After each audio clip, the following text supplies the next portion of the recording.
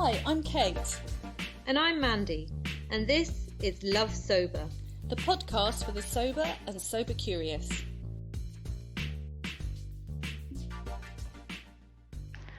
Hi there, welcome back to Love Sober, the podcast for the sober and sober curious.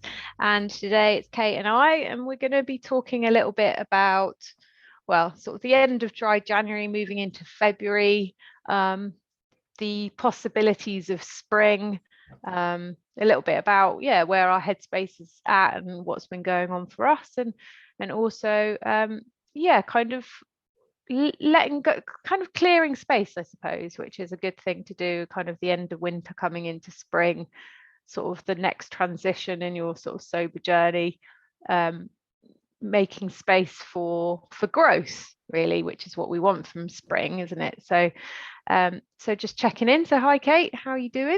Hello. I'm all right. I feel like I'm back from the darkness that I've been in, which is quite topical, really, isn't it? In terms of this kind of the sort of seasonal piece and this spring piece about the ends of winter. I feel like there's just definitely been some kind of integrity to the inner and outer landscape, shall we say, in quite a profound way, quite a big way. And I've sort of been picking that up from other people too. What do you think has caused the shift? Wow, the menopause has got to play a little part in it, hasn't it? I think I think that there's the sort of, I don't know, sometimes it's definitely intentions that I've been working with. So I've been very aware, and I'm doing a workshop this this Saturday, a women's wellness day retreat, which we just opened to members of our community because it's a very small one. And so I've been really thinking about this kind of wheel of the year, and this, because we've gone through this thing called Imbolc, which was an old sort of pagan nature rite, really, from years back, and it was one of those old European feasts where you used up stores and you cleared that space, and it's that sort of really managing the tension between letting go of old stuff and burning away the dross and then having new life. And it doesn't really go with that whole January New Year's resolutions, everyone being on one, that it's still winter, it's still that deep need for rest. And I feel like post-COVID, and I think I've had some long COVID symptoms. There's the hormonal piece, and there's this wintering piece that's gone on. So I've just felt like I've been really, really kind of in touch with that. And really it's been like the amazing bits of stark beauty, like amazing winter walks, but real fatigue and real exhaustion and real low. And then obviously there was the redundancy piece from my husband.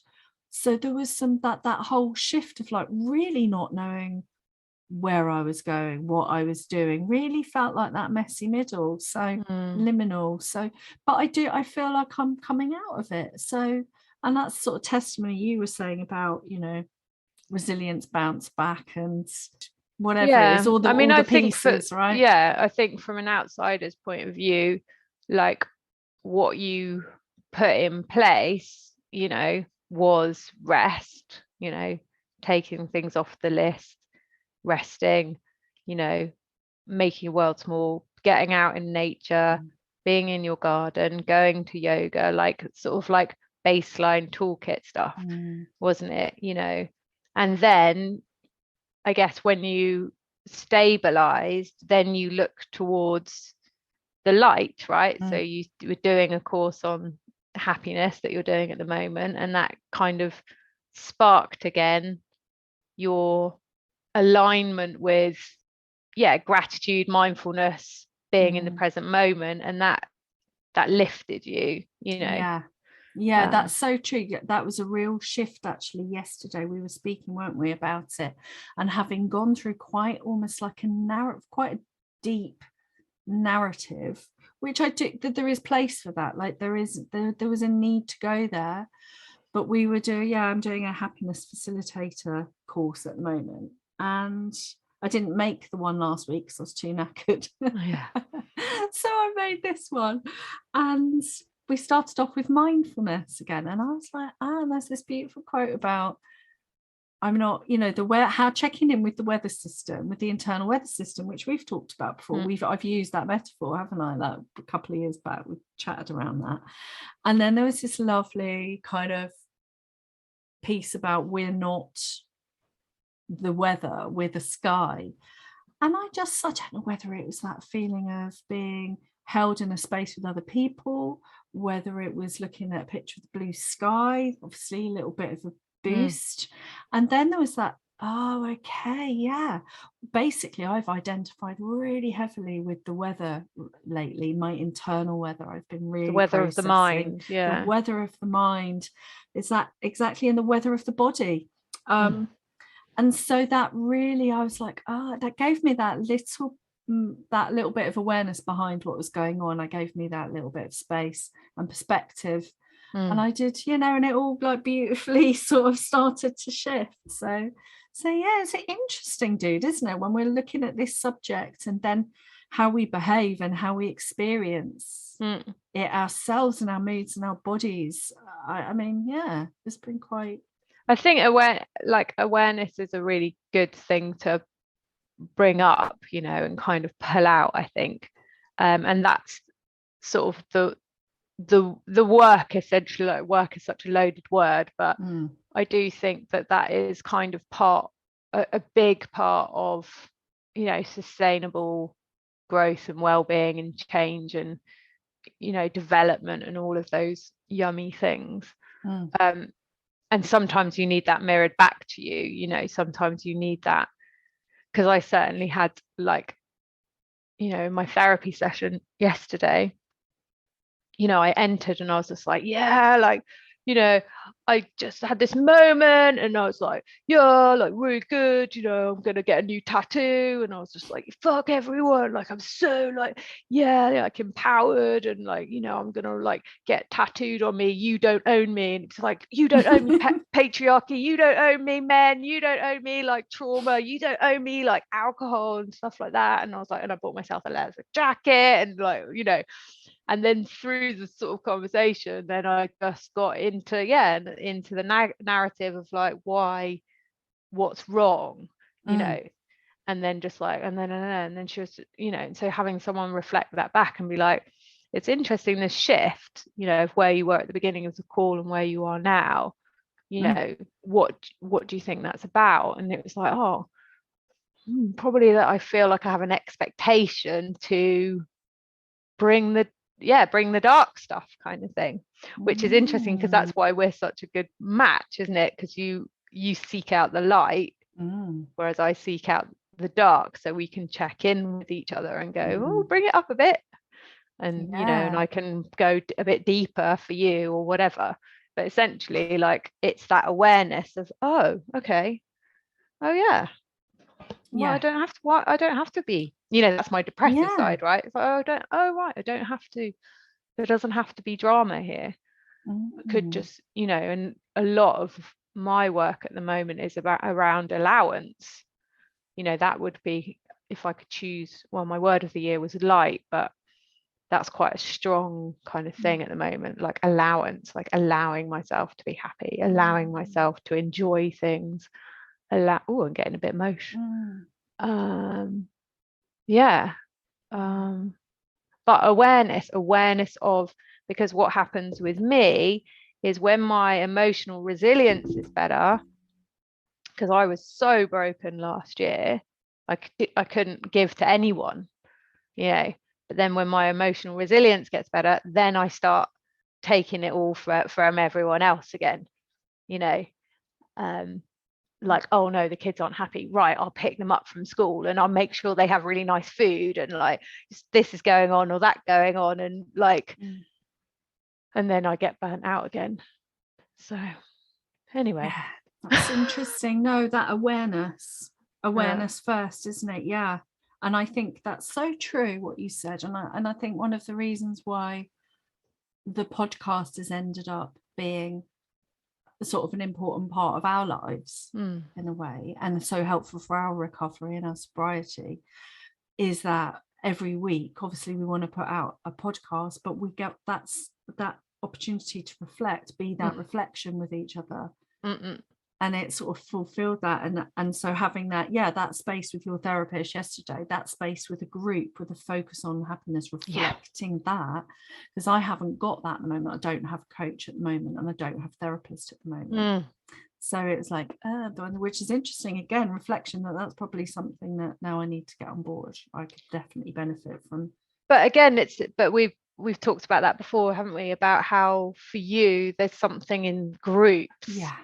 The group is something, a group dynamic is very different to you to being one-on-one, you know, in the sense of, like it creates something, a different shift for you in terms of being held or being kind of looked after. Which is why, you know, sort of even people that are professionals, which I love, there's the doctor, I can't remember his name, the guy that did the Post the Pill campaign on Instagram. He's a doctor who's struggled with his mental health, and he does a lot around how everyone needs support, basically. And we've been talking about a lot of that, you know, that if you're working in therapeutic roles, you also need spaces to be held. And not just because you carry things from other people, but just because you're a human being, you know, and you've got your own stuff going on. So tell me more about the kind of practice of the Pagan Festival this time. You know, you said it was about kind of clearing space for new growth. Tell me a little bit more about that and what you did as kind of a practice. So the idea that this is in bulk, which makes me think of bollocks. It's such a kind of like unfortunate name, isn't it? It really is. That's all my brain goes to, is bollocks. So anyway, I know mine did not. But so anyway, in bulk. And so it's around this the festival of the Feast of Bridget, and there's various, you know, places that this comes from, but it's in, you know, Northern European tradition.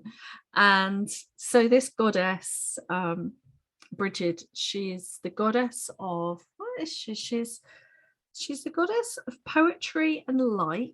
So there's a Candlemas. It's very much the coming of the light, like use up your stocks, don't worry, keep going through winter, light is coming. So, and the poetry, that sort of creative, starts to bring the creative in there. She's also the goddess of smithery, you know, like being a blacksmith. So those kind of trades, she's, in a sense, she's a goddess of trade, which I love that. It's like she's quite creative, but she's also really practical. As well. That's like a proper woman. And there's another one which I can't remember, but anyway, so she's got all of these different functions. But the idea is at this time of year there's this balance between this tension of letting go of the old. So the things that I did, I'm doing the Winter Wellness Women's Workshop, which is something that I just love, the idea of getting together with a group of women. And basically there's going to be a ton of yoga nidra and a ton of restorative yoga and loads of really nice food and juice shots and some really nice teas. And we're going to be doing a lot of chatting and a lot of lying down. And it's like, well, we Fantastic. Could talk about it, or we could just do it. Like, let's just go and do it. And like whatever shows up, and we're just going to hang out together, which would be beautiful. And so Bryony's doing that with me, who's a super skilled facilitator of women's spaces. So that's amazing. So I'm super excited to do that. So that's one thing, actually getting something in there that is meaningful. The other thing was out in the garden, clearing away stuff. So I I'm quite proud of myself, because I remember when I was with you when we were writing the book in September, and you lit a fire, and I was like, that's badass. Do you remember that plumber? There was that plumber there who was like, Frenchman. Like, really just standing there watching you, hoping that you wouldn't be able to light the fire. Yeah. We were like, fuck you, Frenchman. We were really angry with him. I grew up in Stroud, man. Everyone knows how to make a fire in the West Country. Like, yeah. But I love the fact that I can make a fire. Like, it's survival. Yeah. And so anyway, I managed to do that in my garden. I chopped down bits of wood. I sort out the ones in the wood pile that were the dried wood. Nice. I also cut down sage, and that was quite new sage. I mean, it needed to be burnt, but it wasn't dried, so it made a big old smoke, and I put some sage on, which was lush. And I burnt all the loads of the wood away, and I said to myself, what is dead to me? I was so proper, what is dead? What am I fucking done with, right? And there was stuff around comparison. There was stuff around the noise of dry January, to be honest. How I mean, we've talked about this, haven't we? How sort of almost commercial it seems. Like it felt like it had lost its heart somehow. So there was a pain there, right? It was like, ouch, this doesn't feel right at the moment. Really having to sort of honor that, and then let go of some of the whatever that was, whatever the hurt was around that. I don't know what it was. It's interesting when when we work with clients around values, or so like values can feel quite hard, and sometimes it's more the fact of when you tune into something that's not right with you, because it can be like, that doesn't feel like, or I don't want to do that, and then that can bring you like, well, what is the opposite of that? And I think that was part of that kind of thing for you, of like, I don't want to be promoting sober, selling sobriety or sober courses or stuff like that at this time, and like, what's the opposite of that? And it's like integrity, it's like, and this is something we're going to talk more about, I hope, over this year, and kind of how we've got some exciting ideas about how we want to show up as with integrity, because it is there's a lot of noise in that sober space now, and it does feel uncomfortable and worrying. It is. As from a professional point of view, it's it's like, it's and a so Wild West. And part of the reason why we work with the Coaching Academy and created the Addictive Behaviours course was to be able to bring in a standard of professionalism. But anyway, that's an aside. So comparison was the thing that you were just that like, was it. And it was burning that away, and it was the noise. The noise is where the comparison and the rushing. So if I get into that space, I feel like I'm in a rush and I'm not doing enough, and there's too much noise, and I get this old sense of I'm being left behind, and I don't even know where everyone's going. It's just not, it's somehow out of step with my group. I don't know, it's one of those visceral feelings of being left behind, like I'm the little duck on the water and everyone else has swum off and I don't know what I'm doing. Oh, poor little duck, Kate. Poor little duck. There once was an ugly duckling. Don't make me start. Quack, it's interesting when you were talking about the bringing towards the light. Like this is again, it's this awareness. It's like when people say stuff, or you hear stuff, it's like follow that. Because I was like, oh, the light. I was like, oh, I've been lighting a lot of candles recently, and it's been a real thing that I've like been drawn to do. Just and so it's like, oh wow, okay, do more of that then. Keep building the light. I mean, I'm so impacted by the weather, which everyone knows now. The kids are like, oh no, it's like not sunny today, mummy's gonna be all like, oh, but I am like, and it's just like you have to work with that. But it's like creating light. One thing that I found which has been really helping is, well, funnily enough, music. But I realized, like, so I have a real issue of coming down into my office because it's quite cold, and it's sort of, I haven't really, I'm not in it yet. So one thing is like making sure it's nice and tidy, which I did yesterday. But I found that if I put like some sort of chilled classical music in the background, or just some sort of jazz or something, the chill mix or whatever, it just like I breathe, like it brings peace to me. And again, it's that understanding that for me, with all the things, whatever, in silence is not peaceful for me, like it's uncomfortable. And so to sit and do my tax returns, or do stuff that like I have to get done, I really so it's like an anchor, right? That's what we talk about. It's just like, oh, so yesterday I was having a right old jolly time. Okay, I didn't do that much work because then I was like doing stories on Instagram and like mucking around, but still at least I had a nice time. Like and then actually after that, so I would because I wasn't listening to the right music, so I was like listening to sort of hip hop and stuff, and messing around, doing a bit dancing. And then I was like, okay, I need to do some work. And so I put on some sort of calm music, and then I was just like,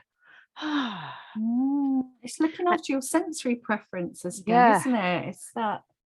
And it got me into a flow state, so I was doing my notes for my clients, and then I had to do some sort of admin work, and it just got me into that flow space. So then it was like, oh Christ, I've got to go and obviously got to get the kids. Oh no, what's the time?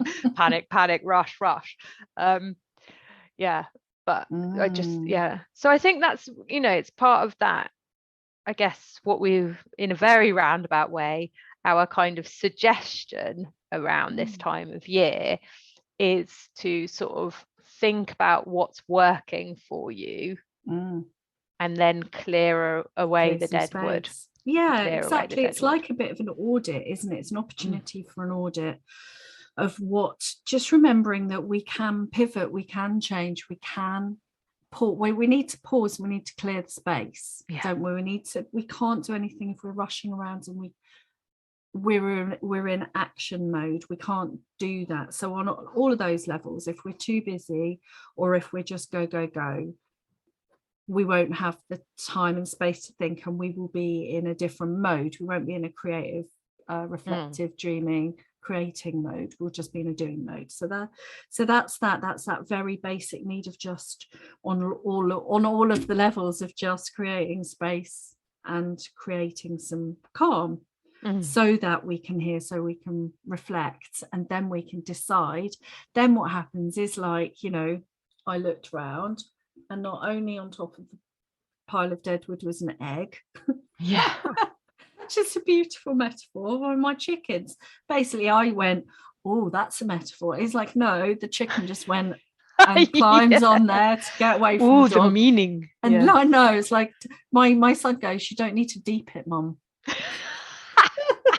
And it's like, I really didn't need to deep that. It's like, I'm freaking deeping up. I need to lighten it up, right? So anyway, and then there was all the nice shoots of the, and I went to the garden centre yesterday. I went to B&Q, and I got like some narcissi, and I was like, great, now I can just plant a few things, and once again, and internally that made me happy. And I think go on. Well, I was just going to say, one thing that came up last night when we were talking about this mindfulness was that there was something I wanted to bring to the conversation, in that it was all around the mind. And I was saying, well, but it's almost like, I feel like if we're bringing conscious awareness to this, if we are clearing space, if we are able to have that moment of awareness that you're talking about, we need to be calm enough to do that. And in order to be calm enough to do that, we also need to be working the body and with the nervous system. So I said, well, look, I almost feel like I need it to be bodyfulness. You know, it's almost like the wrong word for me if I'm really gonna do a deep dive into this subject. And then someone said, well, actually they had John Kabat-Zinn, who was the kind of who brought mindfulness to the West kind of thing, and did mindfulness based stress reduction and a lot of the science around it.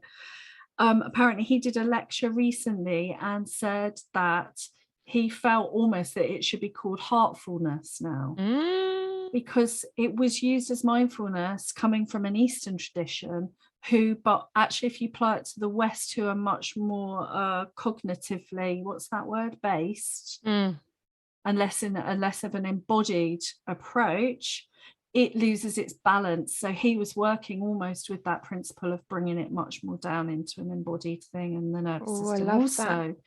Yeah, so because heartfulness, because that, like for me, I've got these row of kind of daffodils that have come up, and so every day, you know, when I take the kids to school or whatever, I come back, like I check in with them, you know, on their progress of how open they are or whatever. And for me, that's very much about my heart. Like that's about I'm well emotional today. That's about like happiness and joy, and it's connected to my grandma because, you know, she loved daffodils, and, you know, she died at home with my parents, and, you know, when she was dying, they put daffodils all up in the window, you know, that sort of thing. So it's got a real sort of emotional check-in. But when you're doing mindfulness or heartfulness, I don't think it is anything to do with your mind.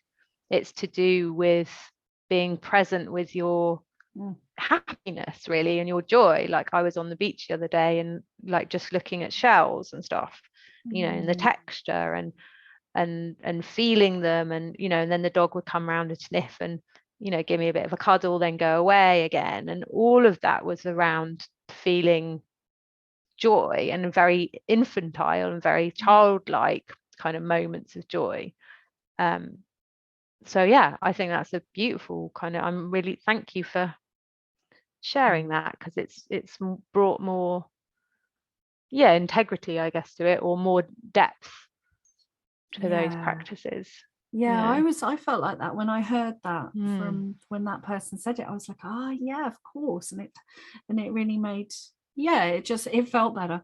Yeah, felt like, okay, exactly. It's just like, because I do think mindfulness has got a bit of a bad reputation, right? We talked about this, didn't we? Like in the early days, you know, when someone was like, you know, take a mindful moment and look at a raisin or something. It's just like, I've got time to taste a bloody raisin. I had to do my tax return, so it's obviously a January conversation. Funny that. But I love that. Like I'm gonna do something about that, write it up somewhere, because it's just that kind of it's being present in your body enough to notice. And I do think you're right, like it's hugely important, you know, the nervous system element of it. Like it has to start with breath, like it has to start with stopping in order to be in a place where you can really like look and feel and that goes back to your permission. You know, is that permission to be allowance. I'm allowing the moment, I'm allowing myself to be here, I'm allowing this. Maybe I don't need "you don't own me" as a tattoo. Maybe I need allowance or allowing or something a bit gentler. It's quite badass though. It's just like, fuck you. Well, it's funny, isn't it? Because I was like a bit like, you know, maybe I don't need to post about some kind of religious trauma. Maybe you don't need a "fuck you" tattoo. Maybe we just need to have a cup of tea and a chat and like look at the daffodils. Oh dear, and have a laugh. My goodness, exactly. The power of laughter. Look at us finding the light, dude. Look at us walking. But I do think it is also, it's like it's also, it is awareness, because it's the recognition of like, rather than you know, wiping over that hard time, or, you know, just powering on through, or just like not acknowledging it. It's like that's the kind of balance, isn't it? It's like, yeah, that was really hard. Like I was really bad. Like you were in a really bad place. Like you were feeling really bad about a lot of stuff. I was feeling and it's like bad. and it's like, in that recognition allows you to then be able to relish in the light, you know, when it passes. That's right. And that's such a kind of message about drinking, isn't it? You know, because it's like you numb out, you don't feel it, but you numb out both ends of the spectrum. So now it's like, we're like, woohoo, yippee, look at the daffodils, you know. And so it's like, why the fuck are you so excited to the daffodils? But it's like, because I feel things. Yeah. And this goes back in a way full circle to the weather system of the mind. Yeah. In that, when we are going through it's like, it's that all right to feel, you know, the feeling, the feels, that embodied stuff about needing to process. And somehow if we can hold on to the fact that the storm clouds are going to pass, like, it's that holding. It's not to say they don't exist. No, there's no storm clouds. It's like, yes, there are, and it feels shaky, but they are being able to hold that space for ourselves, like, you know, and have that care that it's okay, that these are going to pass. And then if you're in a sunny spell, wow, really relish that sunny spell. Yeah, that's my work, isn't it? Yeah, that's that. Yeah, it's like, you know, kick the bindweed off, face towards the sun. Yeah, this is my moment. And it's like, and that you deserve it, you know. And that's that kind of that nonsense of you know, the kind of messaging we get around alcohol. It's like, how did it become that we would allow ourselves a treat of drinking alcohol, which was impacting our mental health and well-being and physical health, and yet we wouldn't allow ourselves to just sit in the sun and have a cup of tea? Like, what is that about, you know? And to be honest, then what put me off as well is when people used to talk about recovery is, what, I've got to do loads of work now. And it was like, actually what I needed was that permission to sit in the sun and face towards the sun and say, it's okay, sweetheart, you're allowed to kind of have a bit of fun now. So even that entry point to then being sober and not doing that felt incredibly heavy. So this point about being able to access joy, that we're allowed, it's for us, we deserve it, we can have it now. We don't have to do loads of work on ourselves to then say, well, that's fine, I've done all this work, now I'm allowed. Now I'm allowed. It's like, you are allowed. Because what's happening is you're stuck in a sort of self-sabotaging behavior spiral. So it's like, I'm not good enough, I've done bad things, you know. I hear it in sober communities. I definitely said it. It was just like that kind of like, because of the shame, you know, you're like, oh, well, I don't deserve, because I got that time when I did that, you know, with the kids, I don't deserve this because I did that, you know, that time, because I don't deserve it because of this. And it's like, all of that is dead wood. Like, you can't you can't do anything about any of that. But you deserve to be happy and well because of the change that you are making. And those are the new shoots. Wasn't that a brilliant little title? You know, we brought it right round. Seamless, dude. Seamless. Okay, so what is your reason to love being sober, and your tip of the day? My reason to love sober today is doing the podcast. That's really made me happy today. And also because when we started the podcast today, I think the energy was quite low, a bit like, okay, we do need to record one today. And actually through the chat, I'm like really, really happy now. I'm like, yay. You're gonna go do some singing and I'm gonna go do some gardening. I've got all my things to plant. So I'm gonna definitely get outside, have a nice cup of tea. What about you? I'm like looking outside, I'm like, literally not going. I'm gonna wrap myself in a blanket. Tip of the day. Well, interesting, there was a chat in the community this morning about, you know, getting through sort of socializing or whatever. And the person did amazingly well, sounded super busy. And I just sort of said, oh, did you eat? And she was like, oh, no, I didn't, you know, eat. Yeah, I was really hungry as well. And there's still, it's a real thing, especially for women, I think, because we've been in this habit of not eating to save calories for wine. And I certainly did this, that there's quite an intentional shift to remember to eat when you're, you know, getting sober. You know, look after your blood sugar levels, just make sure you eat something, you have a snack, you know, at 2, you have a snack at 5, you know, eat with the kids early, like just that sort of basic thing can really help with triggers. So that's my tip. Yeah, that's really good. And also not to package that up in that, like, right now that means there's that little thing that goes, right, I'm going to now lose loads of weight because I'm not drinking. So then there's that sort of as well, like that sort of element of nurture and nourishment, isn't there? So flipping the script a bit to like, and now I get to really nourish myself, like with good food, and remembering to eat. It's such an important point. That like tripped me up so many times in those first few weeks. That hyperglycemic moments and you know, triggers like that. And I've really noticed, like, again, this is something that I would never allow myself to drink fruit juice, because fruit juice has got sugar, even if it's like no added sugar. But it was like fruit juice was super, well, you know, when you grow up without a lot of money, fruit juice is like super luxury, but something I really like.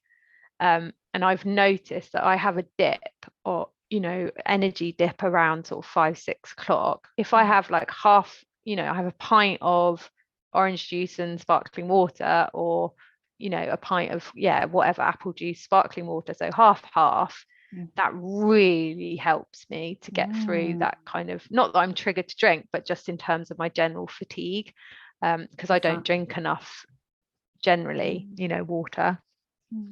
So yeah, just be mindful of that. And you're allowed to have fruit juice. It's like a real treat for me. I'm like, oh, I'm gonna have me some fruit juice. I love that. And my reason to love sober, it's the chat, you know, being able to just, and it not always, like, it's quite nice to just have people that are so exterior to your own life. Like, it's quite a unique thing just to be able to chat to random people on the internet, or you know, or meet up with people in community that on the day-to-day have absolutely nothing to do with your life. Like, they'll never meet your kids, they don't know your husband, but you can talk to them. Sorry, I don't know why that made me laugh. And all the better for it. But that's quite, you know, it's nice, you know, it's nice to be able to chat to people, just do Wordle together, you know. I still haven't done that. No, I'm rebelling. I've really rebelled against Wordle. That's fine. You rebel. But you love it, don't you? You're like well into it. I do, yeah. Well, I do it with various different people. I do it with my family, well, with my brothers, and with my daughter, and then with the community. It's become a bit of a thing. What actually is it? It's basically like, you know, that game Mastermind that you used to play, where it's like you had the different coloured little pegs. Yeah. Do you remember? Yeah. Yeah, and with the weird picture on the front of the box. It's like really weird 70s, the man in the armchair. I don't know. Looking all like really Svengali. It's very weird, dodgy. They've updated the game. I don't know why, but we've got it. It's still quite a good game. But so it's kind of like that, but with words. So you have a 5-letter word, and so say you put in the word, I don't know, grace. And you might have, if it's yellow, I can't believe we're talking about this on the podcast.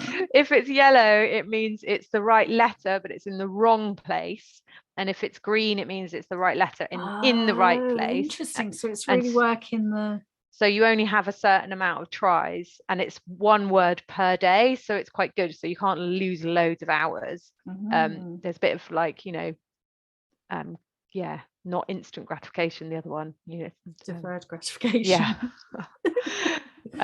But it's really interesting. So yeah, basically, so say it's like, it's not grace, but then that there's an E in it, so then you move the E and try and find the right placement. So it's the same principle as mastermind, but with a word. And it was really interesting because there was one that was quite tricky, or I didn't get, or something. I said to my brothers, I was like, oh, I didn't get it today. And my brother was like, oh yeah, I had to leave it, have a cup of tea and then come back to it. And I was like, oh, that's why you can drink and I can't.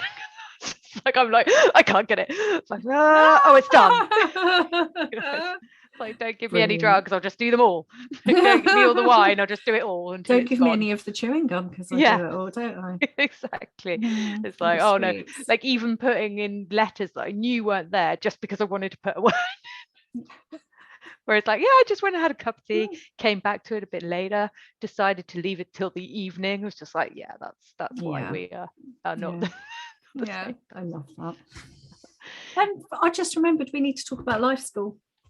Gosh, we have our 3-month group coaching program starting again on March the 3rd.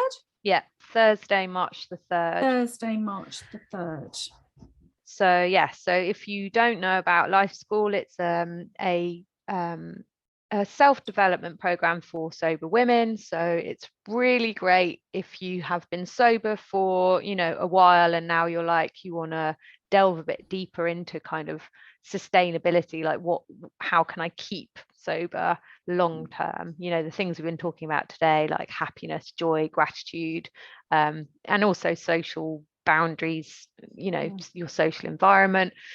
Or like, say you were sober for a while and now you've got back into sort of stuck in the moderation game and you want to recommit, then it's perfect for that. And perfect if you've been sober for a long time and now you're just a bit sort of have plateaued and want that kind of to meet other sober women, because there's a small group sort of community within the program. And so you have on the Thursday we have a group call, and that's kind of reflecting on the material of the week, and then every day you have little videos to watch and lots of resources around different themes.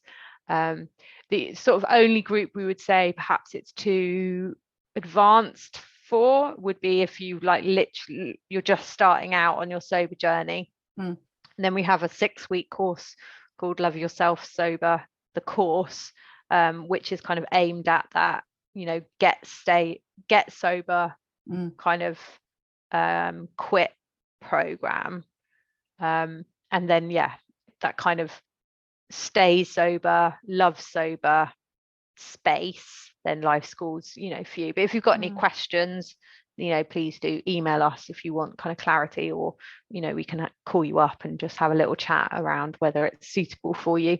But yes, it's lovesober.com. Super exciting. I think, how many times have we done it now? Is it 5? Five. It's so brilliant. We just love it. It's our favorite thing. And there's half price at the moment, isn't there? Save 50. There's a code save 50. If you go to lovesober.com to the courses page, and you can put in that code save 50, and it's for a limited time, it's 50% off. So go treat yourself to that. Come and hang. That'd be lovely.